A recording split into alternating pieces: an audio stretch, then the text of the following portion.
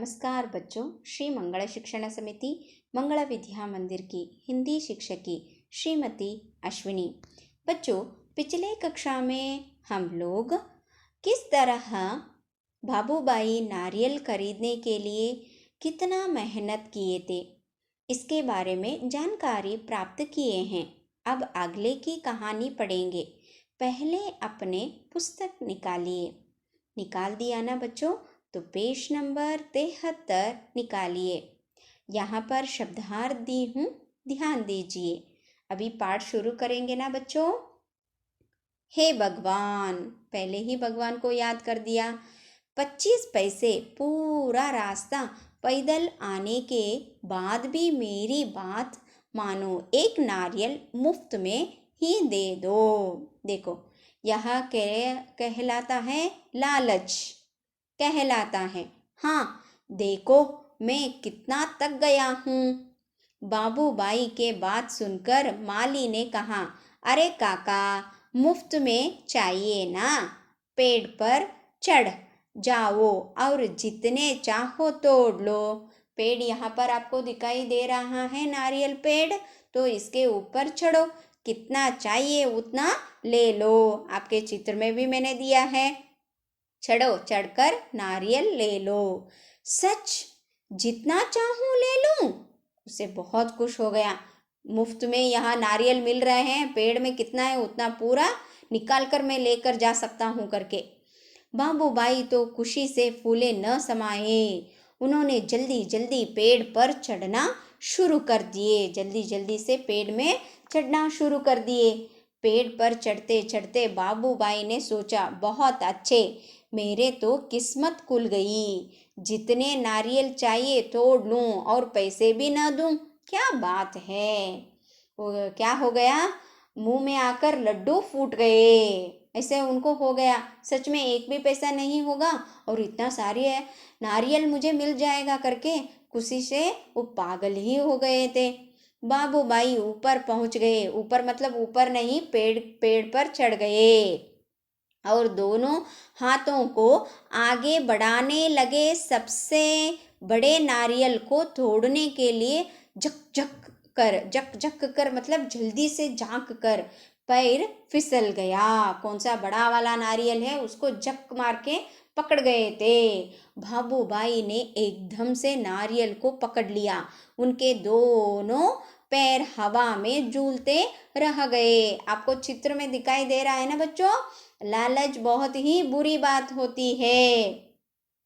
2 रुपए, 1 रुपए, 25-50 रुपए तक आने के उपरांत भी इन्होंने पैसे नहीं निकाला और कौन सा बड़ा वाला है उसको पकड़ने के लिए जाकर उनके दोनों पैर पेड़ से अलग होकर क्या झूला झूलने लगे और वो नारियल को अच्छे से घस कर पकड़कर वहाँ पर झूला झूल रहे थे।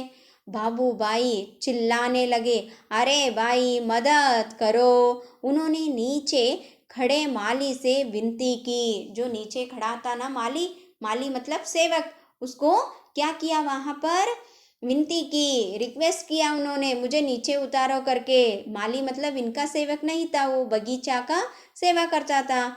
माली ने कहा, ओ मेरा काम नहीं काका, मैंने सिर्फ नारियल लेने की बात की थी। मैंने आपको क्या कहा था? सिर्फ नारियल निकालने की बात कही थी। आप वहां पर झूला झूलेंगे तो मैं उसको नीचे उतारने की बात तो नहीं कही थी। बाकी सब तुम्हारे और तुम्हारे नारियल के बीच का मामला है। तुम्हारे और तुम्हारे नारियल, क्योंकि नारियल पकड़ने वाले तुम हो और नारियल पकड़ाने वाला नारियल है। मुझे क्या पता उसके बारे में। तभी ऊंट पर सवार एक आदमी वहां से गुजरा। ऊंट वहां से गुजर रहा था, उसके ऊपर एक आदमी बैठा हुआ था। अरे ओ, बाबूबाई जोर जोर से बुलाने लगे, ओ ऊंट वाले, मेरे पैर वापस पेड़ पर टिका दो, न बड़ी मेहरबानी होगी। क्या हुआ? तुम मेरे पैर क्या झूला झूल रहे हैं, वापस पेड़ पर लगाने की कोशिश करो, कृपा करके मदद करो करके ऊंट वाले से उन्होंने विनती की। कौन किया? बाबूबाई ने। ऊंट वाले ने सोचा, चलो मदद कर देता हूँ, मेरा क्या जाता है। मैं मदद कर देता हूँ। थोड़ा बूढ़ा भी हो गया आदमी। ऊंट की पीठ पर खड़े होकर उसने बाबूबाई के पैरों को पकड़ लिया। जो उनको झूला झूल रहे थे पैर, उनको पकड़ लिया। कौन पकड़ लिया? ऊंट वाले ने कस कर पकड़ लिया, क्योंकि वापस जाकर पेड़ पर लगाना है ना, नीचे उतारने के लिए। ठीक उसी समय ऊंट को हरे हरे पत्ते नजर आए। पत्ते खाने के लालच में ऊंट ने गर्दन झुकाए और अपनी जगह से हट गया। देखो, सुने पे सुहागा करके क्या हो गया यहाँ पर? जो ऊंट वाला उसको निकालकर, यानी कि उनके पैर निकालकर पेड़ के तरफ जा रहा था, उसी समय ऊंट को हरे रंग का घास देखने के लिए मिल गया, तो ऊंट वहां से निकल गया और यहाँ बाबूबाई के पैर पकड़कर रह गया। कौन पैर पकड़ गया था? ऊंट वाला। बस वह आदमी ऊंट की पीठ से फिसल गया। अपनी जान बचाने के लिए उसने बाबूबाई के पैरों को कसकर पकड़ लिया।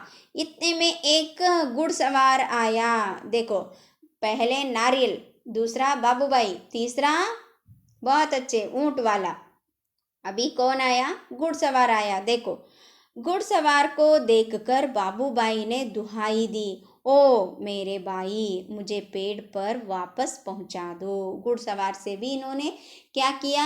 विनती की कि वापस मुझे नीचे तो उतारो, नहीं तो वापस मेरे पैर पेड़ को तो लगा दो करके।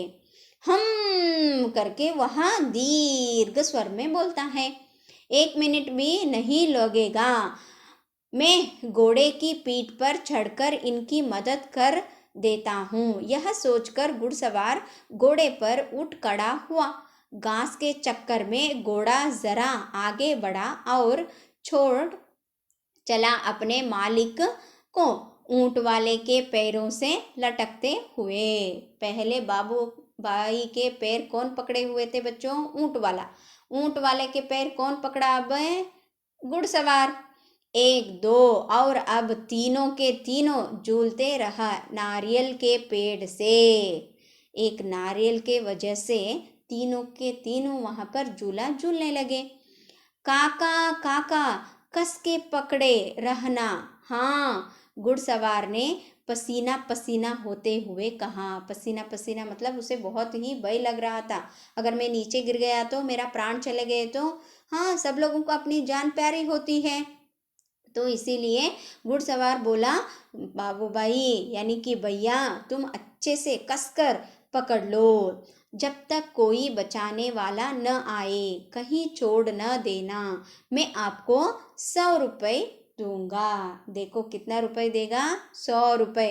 अभी बाबूबाई के मुंह में दूसरा वाला लड्डू गिरता है। देखो, काका काका, अब ऊंट वाले की बारी थी, मैं आपको 200 रुपये दूंगा, लेकिन नारियल को छोड़ना नहीं। 100 रुपये पहले घुड़सवार और ऊंट वाला 200, कितने हो गए? 300 हो गए। 100 और 200, बाप रे बाप, 300 रुपये। बाबूबाई का सिर चकरा गया, यानी कि खुशी से वो पागल हो गया। इतना सारा पैसा! खुशी से उन्होंने अपने दोनों बाहों को फैलाया, दोनों बाहों को फैला दिया। फैलाने से क्या हो गया? नारियल तो वो छूट गया और खुशी से नीचे गिर जाता है। देखो, और नारियल गया हाथ से छूट। धड़ाम से तीनों जमीन पर गिरे। गिरते ही ना उसको छोड़ दिए तो और क्या होगा? कौन पकड़ेगा उसे? बाबूबाई अपने आप को संभाल ही रहे थे कि एक बहुत बड़ा नारियल उनके सिर पर आ फूटा। बहुत बड़ा वाला नारियल उनके सिर पर आ कर फूट गया। सोने पे सुहागा, यानी कि लालच बहुत ही बुरी बात होती है।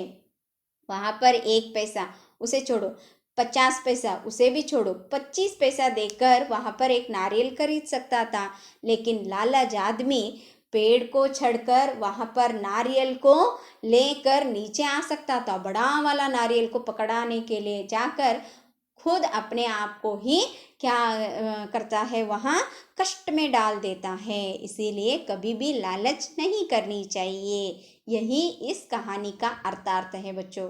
पाठ बहुत ही रोचक है ना? आप 2 बार पढ़िए, बहुत ही अच्छा है। इस पाठ में आए हुए कुछ प्रश्नोत्तर मैं यहाँ पर दी हूँ, ध्यान दीजिए। नाव वाले से बाबूबाई ने नारियल को 25 पैसे में देने के लिए किस तरह आग्रह किया? नाव वाले ने आग्रह किया कि इतनी दूर से पैदल आया हूँ, इतने तक गया हूँ और तुम कहते हो 50 पैसे। मेरी मेहनत गई न बाई न 50 पैसे, बहुत ज़्यादा है, तुम्हें 25 पैसे दूंगा, यहाँ लो, रख लो करके वहाँ पर आग्रह करता है। बाबूबाई ने किन किन से मदद मांगी? बाबूबाई ने माली, ऊंट वाले, घुड़सवारों से मदद मांगी। इस पाठ में आए हुए अनुरूपतः दी हूँ, देखिए। 2-4 शब्द युग्म अपने अपने द्विरुक्ति। काका काकी, चाचा चाची, माप नुक्ता शब्द, मंडी अनुस्वर शब्द। हे भगवान विस्मयादि बोधक कौन? प्रश्नवाचक। यहाँ पर जोड़कर लिखिए भी दी हूँ।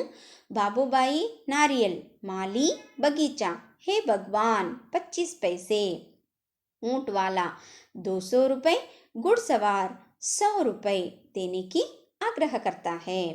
विलोम शब्द दिन रात, छोटी बड़ी, सही गलत, दूर पास, सामने पीछे, मीठा खट्टा, बहुत कम, अच्छा बुरा, जवाब सवाल, खरीदना बेचना।